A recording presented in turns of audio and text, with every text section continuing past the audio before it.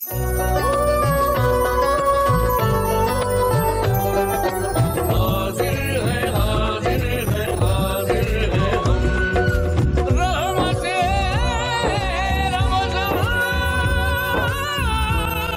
اللہ علیہ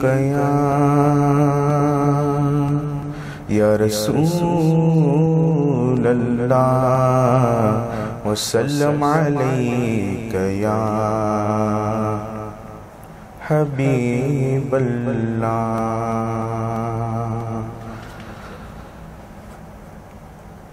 نبی کے صحابہ کے راستے پہ چل کے دلوں کا سکون ہم نے حاصل کیا ہے، لگا ہے نشہ جب سے جنت کا ہم کو اجاٹک نجی اس جہاں سے ہوا ہے۔ نبی کے صحابہ کے راستے پہ چل کے دلوں کا سکون ہم نے حاصل کیا ہے، لگا ہے نشہ جب سے جنت کا ہم کو اجاٹک نجی اس جہاں سے ہوا ہے۔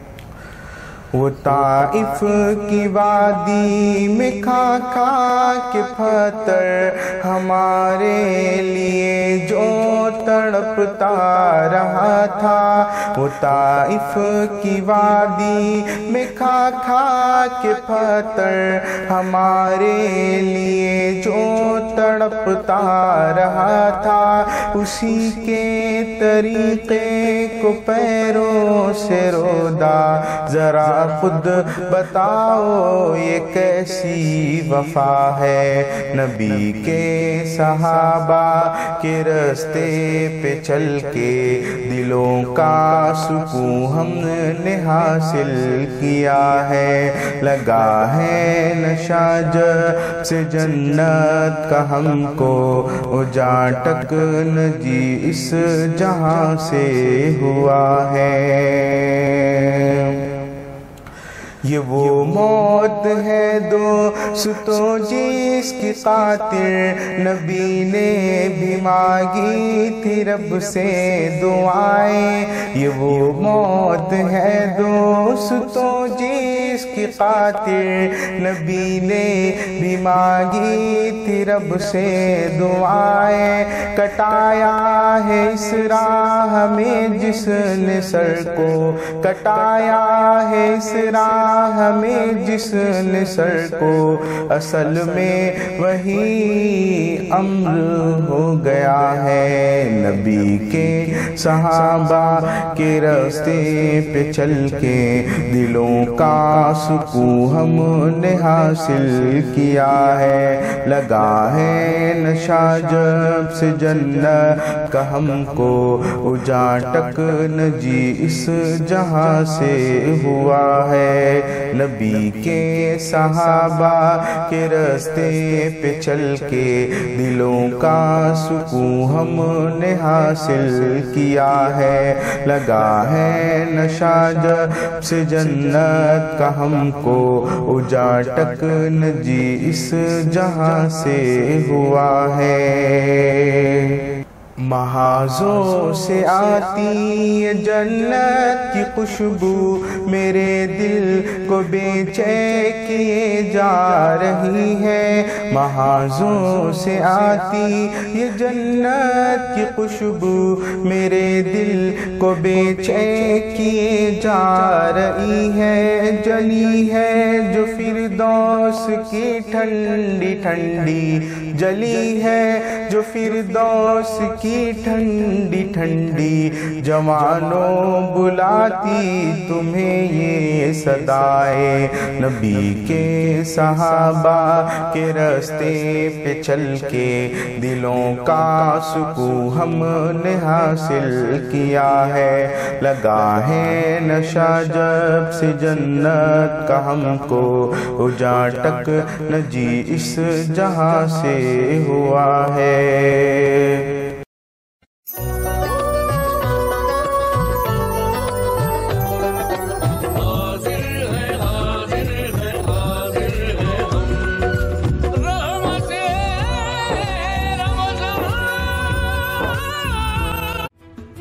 مدنی مینار خوبصورت، شاندار، قدیم اور جدید طرز کے مینار، RCC سیمنٹ کے 6 فٹ سے لے کر 60 فٹ تک کے مینار اور جالیاں اب نئے ڈیزائن میں، مضبوط اور خوشنما مینار، محراب، ممبر اور مساجد میں نماز کے اوقات کے لیے ڈیجیٹل واچ کی تعمیر کے لیے آج ہی رقم پیدا کرے۔ مدنی مینار، ہاگرگاہ روڈ، گلبرگہ۔ پروپرائٹر غلام نبی۔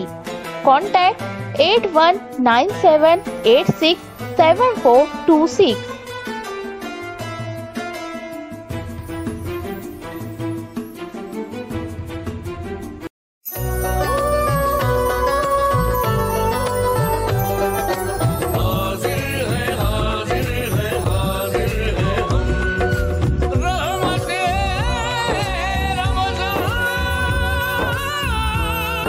ناظرین السلام علیکم ورحمۃ اللہ وبرکاتہ۔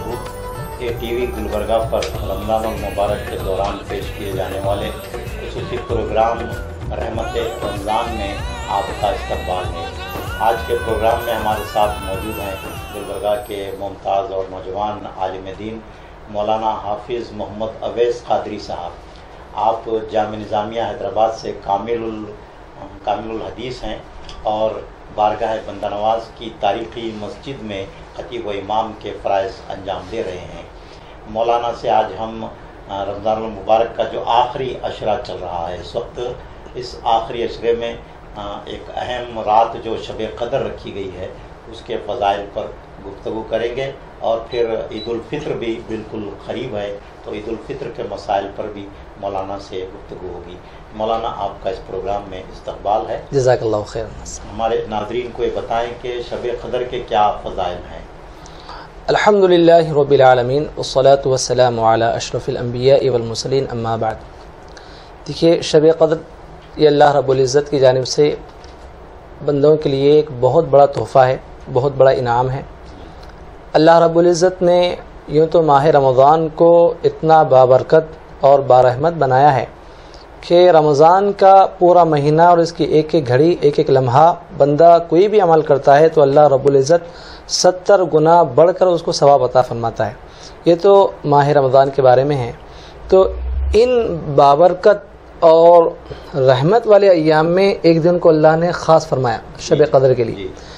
تو اس شب قدر کی فضیلت دیکھیں کہ اس سورے میں اللہ رب العزت نے کتنی تفصیل کے ساتھ کھول کھول کے بیان فرمائی۔ اللہ رب العزت فرماتا ہے، اعوذ باللہ من الشیطان الرجیم، انا انزلناہ فی لیلۃ القدر، کہ بے شک ہم نے اس قرآن کو لیلۃ القدر میں نازل کیا۔ تو قرآن کے ساتھ اللہ نے انٹروڈکشن دیا، تعارف کیا کہ رات کو سمجھنا ہے تو سمجھو کہ اس رات میں کیا آیا ہے، اس رات میں بندوں کو کیا ملا ہے، اس رات میں بندوں کو ہدایت کا صحیفہ ملا ہے، اس رات میں بندوں کو نظام حیات ملی ہے قرآن کی صورت میں۔ تو جب اتنی بہترین اور مقدس کتاب آسمان لوح محفوظ سے آسمان اول پر آئی تو یہ اسی قدر کی رات تھی، تو اس اعتبار سے شب قدر کی پہلی فضیلت ہوئی۔ پھر اللہ رب العزت پہلے متوجہ کرتا ہے کہ وما ادراک ما لیلۃ القدر، تمہیں معلوم ہے کہ لیلۃ القدر کیا ہے؟ پھر اللہ بیان فرما رہا ہے کہ لیلۃ القدر خیر من الف شہر، کہ لیلۃ القدر یعنی شب قدر 1000 مہینوں سے افضل ہے۔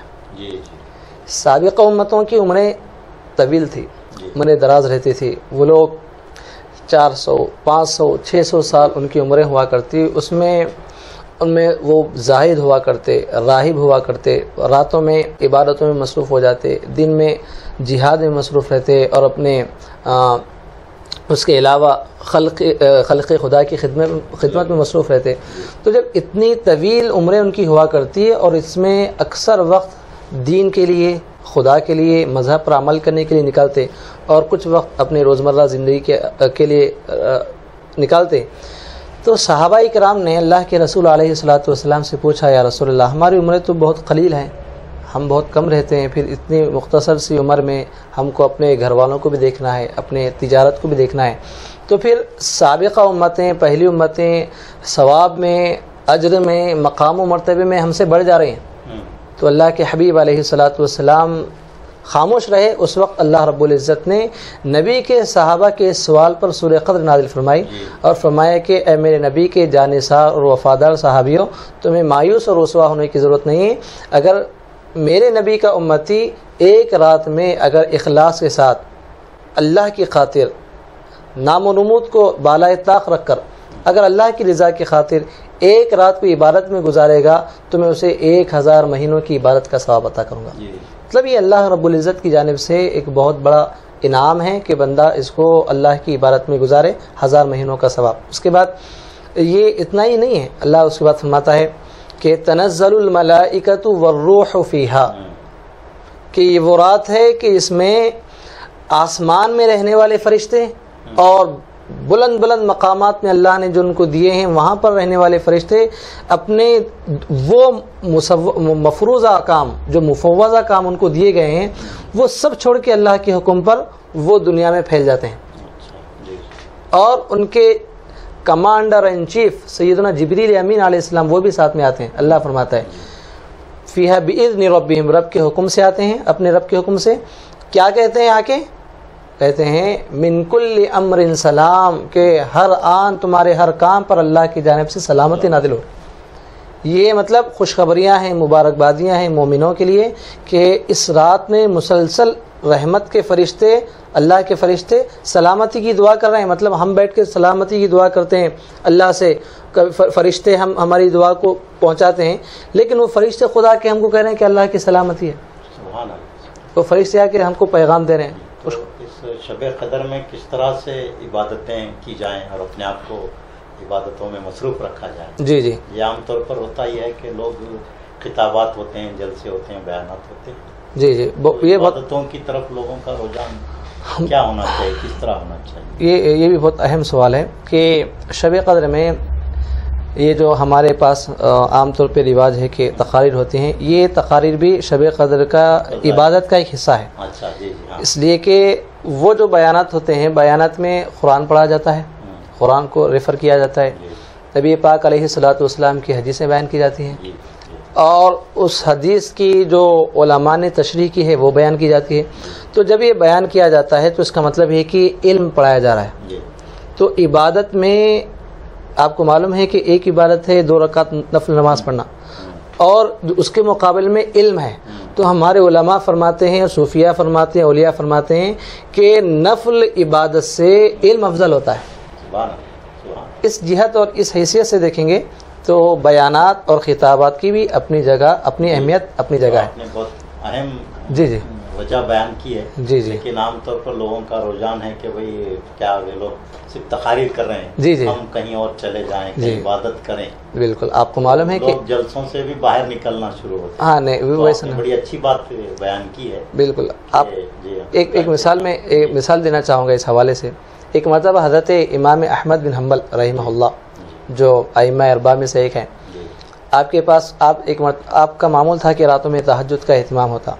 ایک مسئلہ آپ کے ذہن میں کھٹک رہا تھا، ایک مسئلہ کسی نے پوچھا تو آپ اس کے بارے میں سوچ رہے تھے، تو جو ہی وہ مسئلہ معلوم ہوا، روایت میں آتا ہے آپ کی سیرت میں کہ آپ نے اس وقت نماز کو چھوڑ کے اس مسئلے کی تحقیق کر کے آپ نے اس کو جواب دیا۔ تو لوگوں نے کہا کہ آپ یہ نماز جو روزمرہ کے اپنے معمول تھے اس کو چھوڑ کے آپ جا رہے ہیں، تو آپ فرماتے ہیں کہ وہ جو نماز ہے اس کا فائدہ اور اس کا ثواب میری ذات سے متعلق ہے، اور یہ جو علم ہے یہ پوری مخلوق میں پھیلے گا، تو اس کا فائدہ اور اللہ رب العزت اس کا ثواب اس سے بھی زیادہ دینے والا ہے۔ تو ان نوافل جلسوں میں شرکت کے بعد کس طرح کی عبادتیں، نوافل وغیرہ کا اہتمام ہونا چاہیے، یا تلاوت قرآن مجید ہونی چاہیے؟ شب قدر میں کیا نظام العمل ہونا چاہیے؟ ہاں، شب قدر کے نظام کو ہم اس طرح بنا سکتے ہیں کہ سب سے پہلے جن مساجد میں خطبہ حضرات اور واعظین آتے ہیں وہ پہلے اپنے ڈیوریشن کو ایک محدود کر لیں، اپنا جو خطاب کا وقت ہوتا ہے اس کو محدود کر لیں کہ ایک وقت ہونا چاہیے۔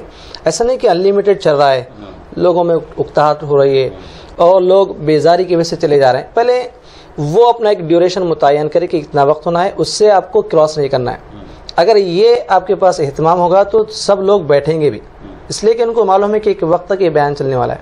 اس کے بعد ایک کام کرنا چاہیے کہ ہم ایک وقت اس میں نکالیں عوام کے جو اپنی قضائے عمری ہیں، جو ہماری نمازیں قضا ہوتی ہیں، تو آپ کو معلوم ہونا چاہیے کہ نفل سے بہت درجہ اہمیت وہ قضاء عمری کی ہے۔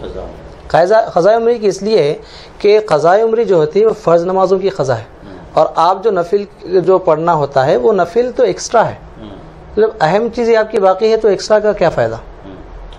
قضاء عمری کو ترجیح دیں، قضاء عمری کا اہتمام کریں، پلس نوافل بھی پڑھیں، کچھ وقت 2 رکعت کم سے کم تہجد کی آپ پڑھ سکتے ہیں، یہ بھی کریں، اور تلاوت قرآن، کیونکہ یہ رات کو اللہ نے قرآن کے ساتھ خاص فرمایا اور اس کا تعارف بھی قرآن کے ساتھ کیا ہے، تو قرآن کی تلاوت اس میں ضرور کریں، یہ اس کا اہتمام ہونا چاہیے۔ یہ ایک واٹس ایپ فیس بک پہ ایک حدیث وائرل ہو رہی ہے، اس میں کہا گیا ہے کہ یہ نفل اگر پڑھی جائے نماز تو جتنی نمازیں قضا کرنی ہے وہ پوری ایک ساتھ ادا ہو جائے، کیا یہ اس میں کہاں تک سچائی ہے؟ یہ ایسا دکھ رہا ہے کہ بمپر آفر ہے، تو ایسا کچھ نہیں ہوتا ہے۔ ایک جو فرض ہوتی ہے، انسان اگر حج بھی کر کے آئے گا تو اس کی قضا باقی رہے گی، اگر اس کے بدلے میں وہ 100 لوگوں کو بھی اگر حج پر بھیجے گا تو اس کی قضا کرنا ہی ہے، تو یہ ایسی چیز ہے عبادت نفل کے ادا کرنے سے تو ظاہر بات ہے یہ ہونے والا نہیں، عمر بھر کی جو قضا نمازیں ہیں وہ ادا نہیں ہو سکتی، ہرگز نہیں ہو سکتی، اور جو لوگ اس میسج کو فارورڈ کر رہے ہیں وہ گناہ گار ہیں، اس لیے کہ اللہ رب العزت قرآن مجید میں سورہ حجرات میں بیان فرماتا ہے کہ جب تمہیں کوئی خبر آئے تو اس کی تحقیق کر لو، آپ علماء سے، ایک مسند عالم دین سے اس کی تحقیق کر کے اس کو فارورڈ کر سکتے ہیں۔ زیادہ تعلیم یافتہ نہیں ہیں وہ اس پہ یقین کر کے پڑھ لیں گے اور سمجھیں گے کہ ان کی پوری نماز ادا ہو گئی جو قضا ہو، جی تو اس طرح بھی انہیں پہ آئے گا، بالکل وبال، اس کا وبال آئے گا۔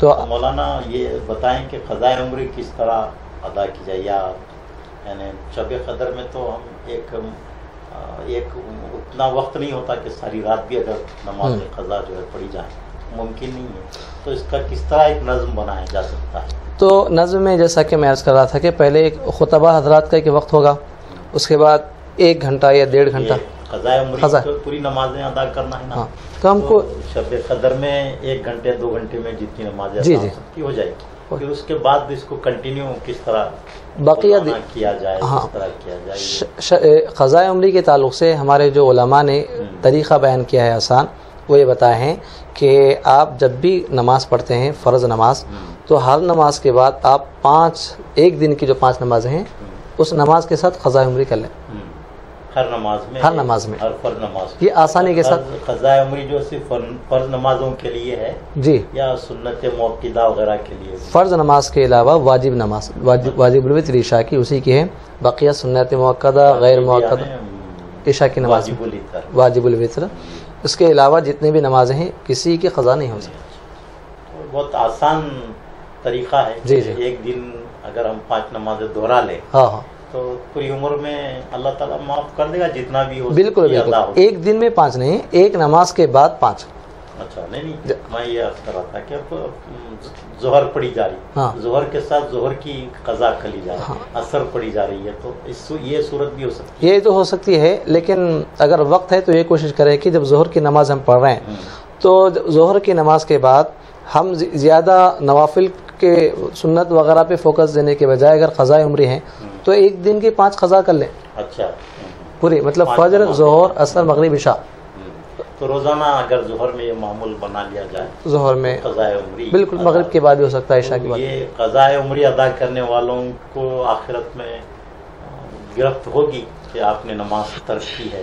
دیکھیے، نماز ترک کرنا اگر بغیر عذر کے ہو تو آپ قرآن مجید میں اللہ رب العزت ارشاد فرماتا ہے کہ جنتی اور جہنمی کی ڈسکشن اللہ نے قرآن میں ذکر فرمائی، کیا کہ یہ جنتی لوگ جہنمیوں کو پوچھیں گے ما سلککم فی سقر، کہ کون سی چیز تمہیں جہنم میں پہنچا دی ہے، تو ان کا فرسٹ ریسپانس یہ ہوگا لم نکو من المصلین، ہم نماز نہیں پڑھتے تھے۔ اس کے بعد میں ہے کہ ہم مسکینوں کو کھانا نہیں کھلاتے تھے، پھر لوگ بیٹھ کے گپ شپ کرتے تھے، فضول باتیں کرتے تھے، ہم بھی شامل ہو جاتے تھے۔ یہ ریزنز، یہ وجوہات بات کی ہیں۔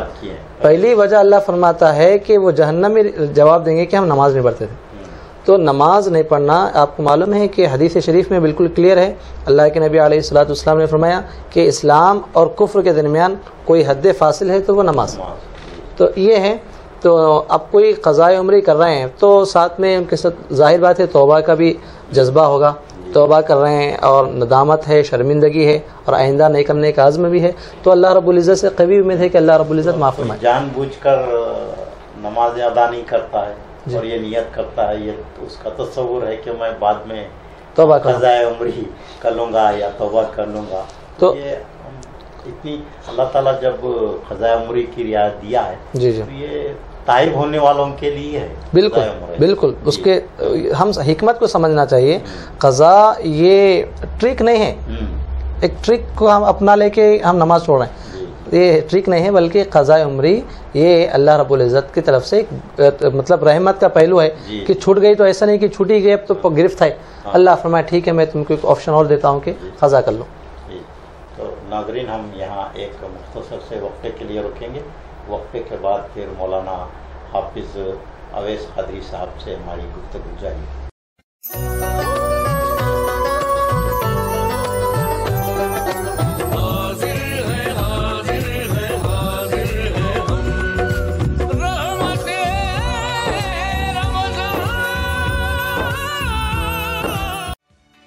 کرناٹکا بیٹری شاہپور میں پچھلے 25 سالوں سے قائم ہے۔ کرناٹکا بیٹری کی مختلف برانچز گلبرگہ اور یادگیر میں بھی موجود ہیں۔ واجبی داموں میں عمدہ قسم اور برانڈ کے بیٹریز آپ کو صرف کرناٹکا بیٹریز میں ملیں گے۔ لیف فاسٹ اور ایکسائٹ کمپنی کے 2 ویلر، 4 ویلر، UPS، انورٹر اور e rickshaw batteries Karnataka batteries میں دستیاب ہیں۔ جلد ہی تشریف لائیں۔ Karnataka battery, opposite KMF dairy, Humnabad road, Kalaburagi. مزید تفصیلات کے لیے رابطہ پیدا کریں پروپرائٹر امتیاز احمد۔ Contact number 9740231498 9448427634۔ مدنی مینار خوبصورت، شاندار، قدیم اور جدید طرز کے مینار۔ RCC سیمنٹ کے 6 فٹ سے لے کر 60 فٹ تک کے مینار اور جالیاں اب نئے ڈیزائن میں۔ مضبوط اور خوشنما مینار، محراب، ممبر اور مساجد میں نماز کے اوقات کے لیے ڈیجیٹل واچ کی تعمیر کے لیے آج ہی رقم پیدا کرے۔ مدنی مینار، ہاگرگر روڈ، گلبرگہ۔ پروپرائٹر غلام نبی۔ کانٹیکٹ 8197867426۔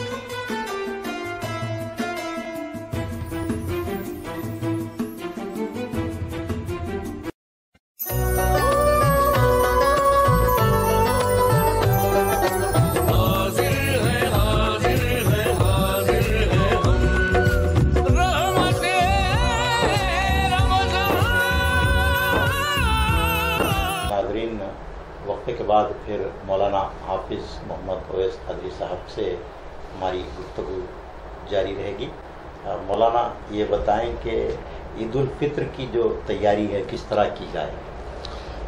عید الفطر کی تیاری کے تعلق سے آپ پہلی بات یہ ذہن میں رکھیں کہ جو پہلا ایک فریضہ ہوتا ہے، اللہ کے حبیب علیہ الصلوۃ والسلام نے روزانوں کے لیے بیان فرمایا کہ آپ جو روزے رکھ رہے ہیں اس کا فطرہ، ہاں صدقہ فطر، اسی ہاں سے عید الفطر بالکل کا جو بالکل تصور، عید الفطر کا جو فطرہ ہے، صدقہ فطر جو ہے، یہ حدیث شریف میں ہے کہ تمہارے روزے معلق ہوتے ہیں زمین اور آسمان کے درمیان، جب تک یہ روزوں کا مطلب فدیہ نہ دیا جائے، مطلب صدقہ فطر نہ دیا جائے۔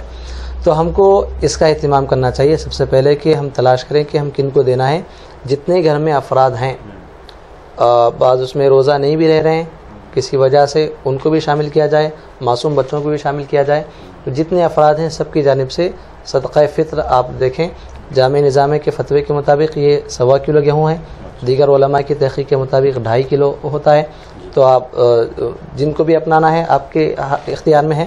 تو بہرحال یہ آپ دیکھیں گے غریبوں کی مدد کا پہلا آپ کو جذبہ ہونا چاہیے عید الفطر میں۔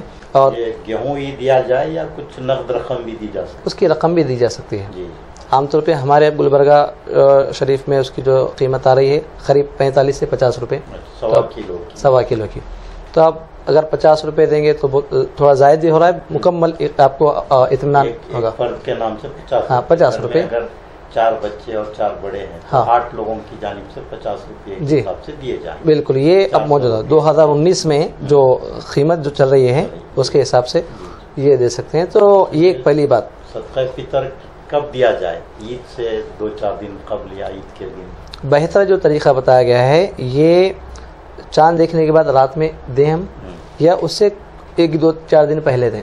ایسا نہیں کہ رمضان شروع ہوتی ہے اب دینے، یہ اتنا بہتر نہیں، مناسب نہیں. تو بہتر طریقہ یہ ہے کہ عید سے بہت مطلب متصل ہو وقت. تو اب وہ عید کے قریب غربا اور مساکین نہیں ملتے.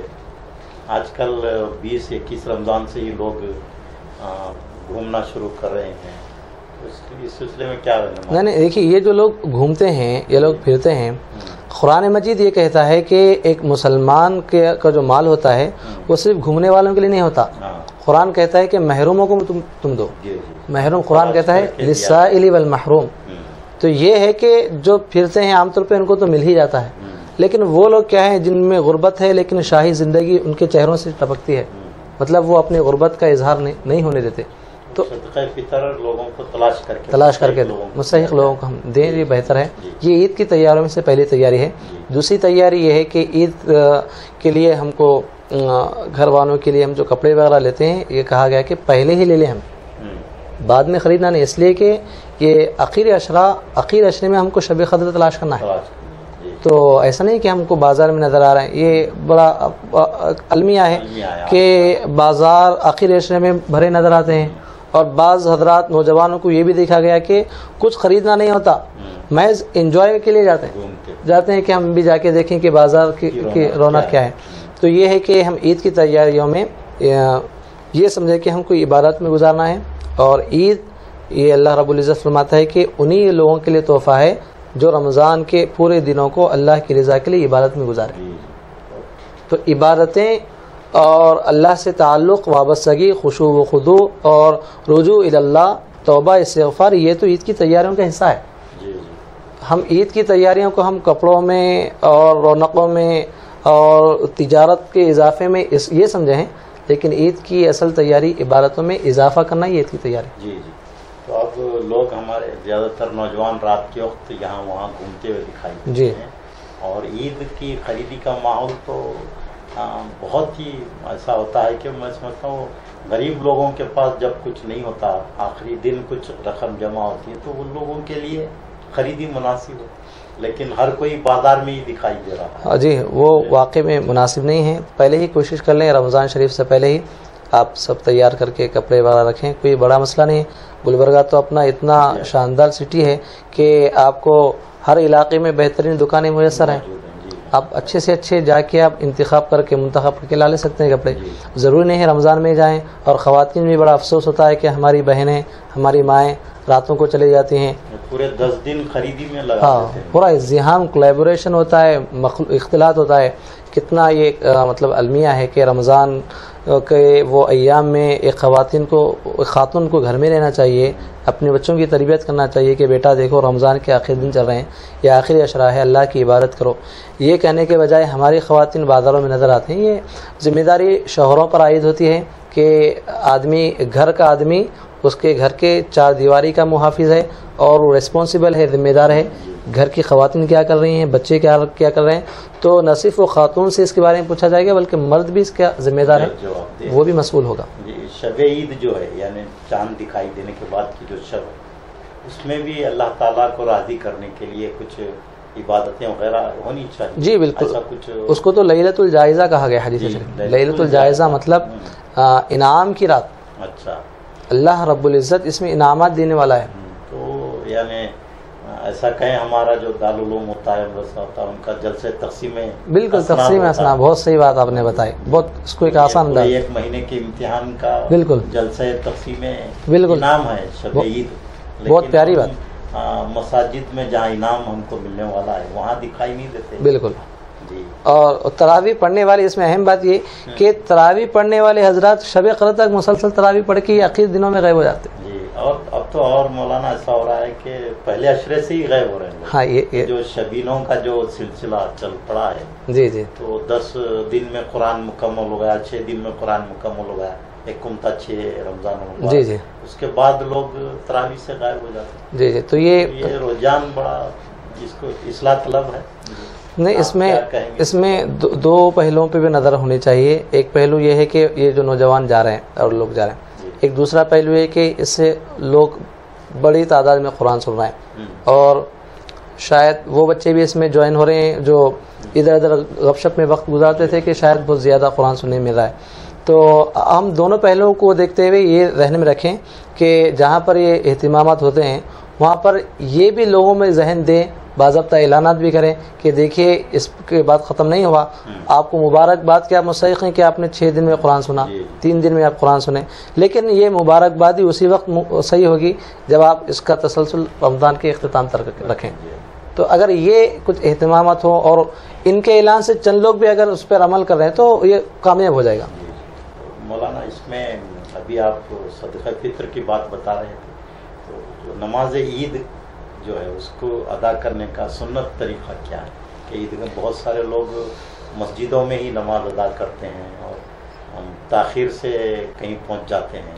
جی جی, مقررہ اوقات پر عیدگاہوں کو جانا چاہیے, یا مساجد میں بھی اکثر یہ دیکھا جاتا ہے کہ جماعت کھڑی ہو جاتی ہے, قائم ہو جاتی ہے جب لوگ مسجد میں پہنچتے ہیں اکثر. جی جی. دیکھیے اسلام جو ہے مسلمانوں کے اتحاد کو دکھانا بھی چاہتا ہے. جی, مسلمانوں کی ایک بڑی جماعت, اس سے اسلام کی شوکت معلوم ہو, اسلام کی بلندی معلوم ہو, اور مسلمانوں کا آپسی اتحاد, اتفاق, محبت, بھائی چارگی یہ اس وقت معلوم ہوگی جب لارج انداز میں ہو, کثیر تعداد میں ہو. تو اس کے لیے سنت یہ رکھی, سنت ہے حدیث شریف میں اللہ کے نبی علیہ الصلوۃ والسلام نے تعلیم دی, ہدایت دی کہ عیدگاہ کو آئیں, بڑی تعداد میں آئیں اور ایک راستے سے جائیں تاکہ لوگوں کو معلوم پڑے کہ مسلمان کتنی زیادہ تعداد میں ہیں. اللہ کا دین جو نبی پاک علیہ الصلوۃ والسلام نے دیا کہ پوری دنیا میں یہ دین پھیلا ہوا ہے اور مسلمان جا رہے ہیں, اور جب عیدگاہ میں ہوں تو ایک بڑی تعداد نظر آئے, اس سے ایک مسلمانوں کا اتحادی معلوم ہو, اور جو غلط نظروں سے دیکھتے ہیں ان کے دلوں میں ایک رعب و دبدبہ بھی قائم ہو, اسلام کا رعب و دبدبہ مسلمانوں کا قائم رہے.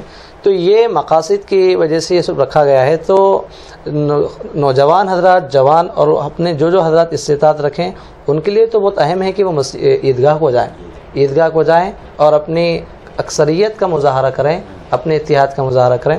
لیکن جو نہیں جا سکتے عذر کی بنا پر یا کوئی اور اگر ان کے عذرات پیش آئے تو وہ محلوں کی مسجد میں بھی اس میں بھی یہ کریں کہ ہمارا ایک مشورہ ہے آپ کے چینل کے ذریعے کہ جو گلبرگہ میں تقریباً ہر مسجد میں جو عید کا اہتمام ہوتا ہے تو نماز عید کا, تو ہمارے انتظامی کمیٹی حضرات کو ہم مشورہ دیتے ہیں, ایک ہمارا مخلصانہ مشورہ ہے کہ آپ انہی مسجدوں میں نماز عید رکھیں جو جامع مسجد ہو, اس علاقے کی بڑی مسجد ہو.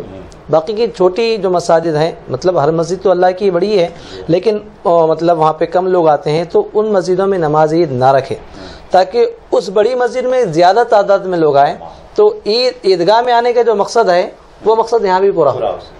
تو ہمارا ایک مخلصانہ مشورہ ہے کہ ہر مسجد میں نماز عید نہ رکھی جائے, کم مسجدوں میں رکھیں. تو جو حضرات نماز نہیں پڑھ رہے ہیں عیدگاہ میں اپنے عذر کی وجہ سے, وہ انہی مسجدوں میں آئیں تاکہ ان کی اکثریت معلوم ہو. جیسا کہ ہمارے پاس جو 2 تاریخی مساجد ہیں, جی, ایک قلعے میں ہے, قلعہ شام میں, اور ایک شاہ بازار میں, جی جی, تو ایسی مساجد کو بھی آباد کیا جائے. بالکل بالکل, کثیر تعداد میں وہاں لوگ پہنچے. بالکل. اس میں اکثر یہ دیکھنے میں آتا ہے کہ نماز عید کے لیے ہمارے نوجوان جاتے وقت تو خاموشی سے جاتے ہیں, حالانکہ اللہ کی تکبیر اور اس کی بڑائی بلند کرتے ہوئے جانے کا حکم ہے. جی, جاتے وقت تو بہت خاموشی سے جاتے ہیں, لیکن واپسی میں بہت زیادہ بد نظمی پیدا کر دیتے ہیں. جی جی, اور ایک طرح کا جوش و جذبہ جو جس کی ہم اسے غلط میسج جاتا ہے غیر مسلموں میں. جی جی, تو گاڑیوں کی آوازیں کرنا, 3-3 4-4 لوگ بیٹھ کر جانا, جی جی, راستوں کو روک دینا, جمع ہو جانا. جی جی, تو نماز عید کی واپسی کے وقت ایسے مناظر دکھائی دے. صحیح. تو آپ نوجوانوں کو کیا رہنمائی کریں گے؟ اور حضور صلی اللہ علیہ وسلم نے فرمایا کہ ایک راستے سے عیدگاہ کو جائیں, دوسرے راستے سے واپس آئیں. جی جی, اس کا مقصد کیا ہے کہ دوسروں کو تکلیف نہ ہو. جی جی, تو ہمارے نوجوانوں کی آپ تو اس کے ایک مقصد میں تو آپ نے بتایا، اس کا ایک اہم مقصد جو راستوں کی تبدیلی کا ہے وہ یہ کہ مسلمانوں کی شوکت معلوم ہو، اکثریت معلوم ہو. اور اس تعلق سے جب ہم بچپن میں ہم دیکھتے تھے تو محلوں سے گاڑیاں تیار ہوتی تھی، اس میں جاتے تھے لوگ، تو اس وقت ہم دیکھا کرتے تھے کہ محلے کے بزرگ حضرات اس گاڑی میں رہتے تھے. تو جب وہ رہتے تھے تو ایک نظام اچھا رہتا تھا. تو اس نظام کو ہم پھر قائم کریں کہ ہر محلے سے، بلکہ یہ بھی اگر ممکن ہو تو اس محلے کے امام صاحب گاڑی میں بھی شریک رہیں. تو چونکہ مسجد میں تو عید کی نماز نہیں پڑھنا ہے اکثر، تو وہ لوگ کوشش کریں کہ اپنے محلے کے امام صاحب کو یا جو بھی ذمہ دار حضرات جو دینی اچھا علم رکھتے ہیں ان کو بھی اس گاڑی کا ایک حصہ بنائیں. تو جب جائیں تو پورے آداب کو بتاتے جائیں، تسبیح کراتے جائیں، آئیں تو پورے آداب کے ساتھ آئیں. تو ایک اچھا نظام قائم ہو سکتا ہے.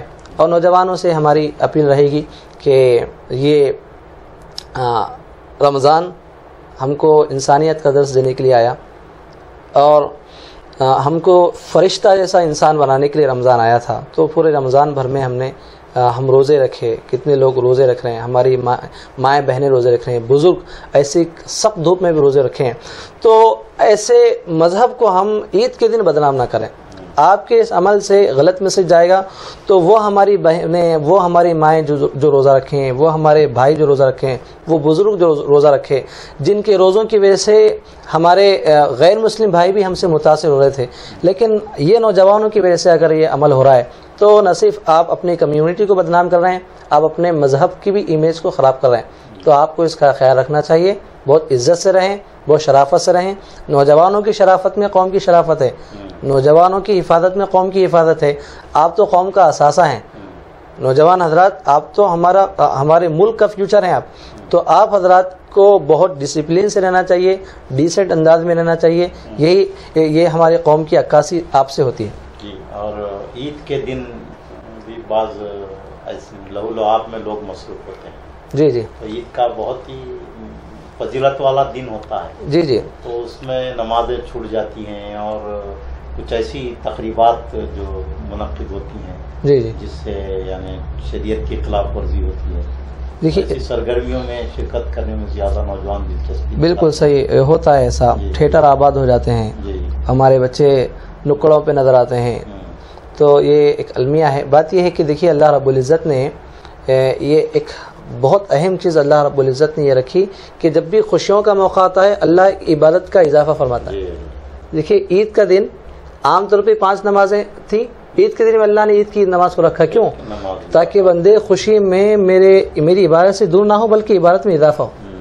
اور اللہ فرماتا ہے کہ اگر تم شکر کرو گے تو میں مزید انعام تم کو دوں گا، لئن شکرتم لازیدنکم. تو جب بھی یہ خوشی اور مسرت کے موقع آتے ہیں تو ہمارا جذبہ یہ ہونا چاہیے کہ اللہ کے شکر میں، اللہ کی بندگی میں، عبادت میں کثرت ہو، نہ کہ ہم غفلت کا شکار ہو جائیں. تو عبادت میں کثرت کے بجائے غفلت کا شکار ہوں تو اللہ رب العزت تو سزا تو دے گا اگر وہ چاہے. تو ہم کو اسے بچنا چاہیے کہ ہم کو مزید اللہ رب العزت کا شکر کرے، رشتہ داروں کے پاس جائیں، ماں کے چہرے کو دیکھیں، والدین کے چہرے کو خوشی سے دیکھیں. ہمارے نوجوان حضرات کو موبائل میں فرصت نہیں ہے، یہ موبائل ہم کو کچھ دینے والا نہیں ہے. اللہ کے حبیب علیہ الصلاۃ والسلام فرماتے ہیں کہ اگر کوئی اولاد فرما بردار اولاد محبت کے ساتھ والد کے چہرے کو دیکھتی ہے تو اللہ ایک مقبول حج کا ثواب عطا فرماتا ہے. تو اب عید کے دن بڑی عزت کے ساتھ، محبت کے ساتھ والدین کے ساتھ کچھ بیٹھیں، بات کریں، دوستوں میں نہ جائیں، پھر رشتہ دار کے پاس جائیں، تاکہ یہ ایک ماحول محبت کا اور خوشیوں کا قائم رہے. تو عید کی جو عام طور پر نماز ادا کی جاتی ہے تو عیدگاہ میں پہنچنے کے بعد لوگوں کو بتانا پڑتا ہے کہ عید کی نماز کس طرح ادا کی جائے. جی جی. تو میں چاہوں گا کہ آپ اگر یہاں ہمارے ناظرین کو نماز عید کا طریقہ بتا دیں گفتگو کے آخر میں. جی جی. تو لوگوں کو فائدہ پہنچے گا. جی. دیکھیے نماز عید کے لیے جو ہم سب سے پہلے نیت کرتے ہیں تو نیت کے تعلق سے بات ذہن میں رہے کہ نیت دل کے ارادے کا نام ہے. جب آپ وہاں پر پہنچ رہے ہیں تو بس یہی آپ کی نیت ہے. لیکن اگر آپ زبان سے ادا کریں تو بہت اچھی بات ہے، جو دل میں ہے اس کا اظہار بھی ہوگا.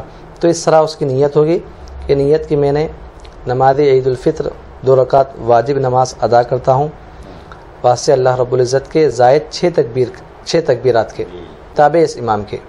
تو یہ جتنے بھی الفاظ ہم بول رہے ہیں اس میں سے کوئی ضروری نہیں ہے، اس لیے کہ ہر چیز آپ کے دل میں ہے ऑलरेडी ये बात ध्यान में रहे, अगर ये बोलने में कुछ गलती हुई तो कुछ भी असर नहीं होता, ये बोलना बेहतर है, कंपलसरी नहीं। तो ज़ायद 6 तकबीरात के आप ये कहें, उसके बाद आप हाथ उठाएं, उसके बाद हाथ बांधें, सना पढ़ें, उसके बाद आप हाथ उठाएंगे छोड़ देंगे, हाथ उठाएंगे छोड़ देंगे, उसके बाद जब चौथी मरतबा होंगी तो आप रुकू में जाएंगे। तो ये पहली रकात में पहली रकात चौथी तकबीर पर हाथ बांधना, हाँ तीसरी तकबीर जी पहली तकबीर पे ही हाथ बांधना है, सना के बाद 3 ज़ायद तकबीरें अगर कही जाती हैं जी तो उसमें हाथ बुलंद, हाँ हाथ बुलंद करना है, रुकू में चले जाना है।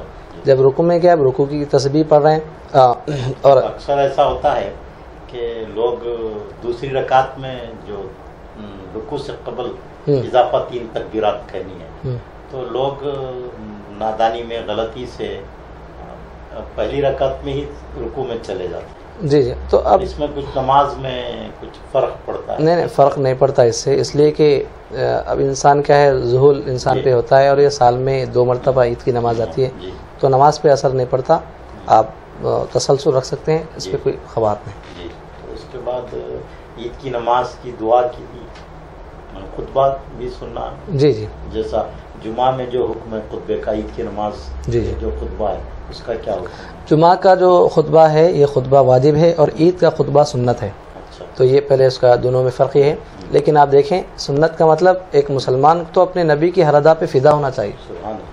एक मुसलमान सुन्नत रसूल बाज़ ज़्यादा समझते हैं, वाजिब है तो कंपलसरी, सुन्नत है तो पीछे हटना, ऐसा नहीं। सुन्नत यानी सरकार की सुन्नत है, जिन्होंने ताइफ के मैदान में पत्थर खा के दिन फैलाया है, जिनका दंदान मुबारक शहीद हुआ है। हम वाक़या सुनते हैं कि खातून जब दंदान मुबारक का वाक़या सुनी तो वो जाके सब कुछ फिदा होने के लिए तैयार हो गई।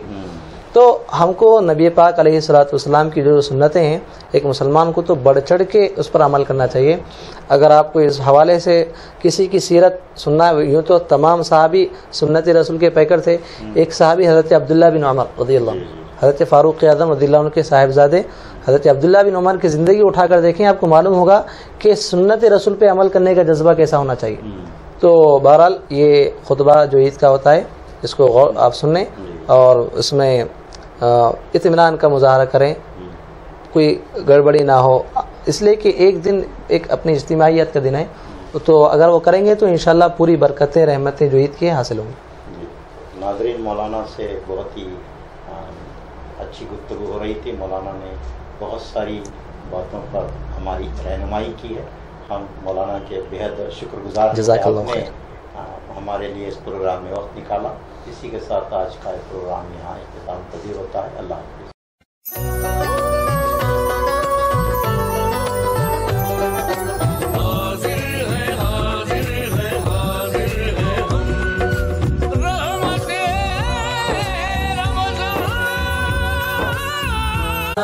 मौलाना मुहम्मद व अला सय्यिदिना अली व सय्यिदतिना फातिमा व सय्यिदतिना ज़ैनब व सय्यिदिना हसन व सय्यिदिना हुसैन व अला आलिहि व सहबिहि व बारिक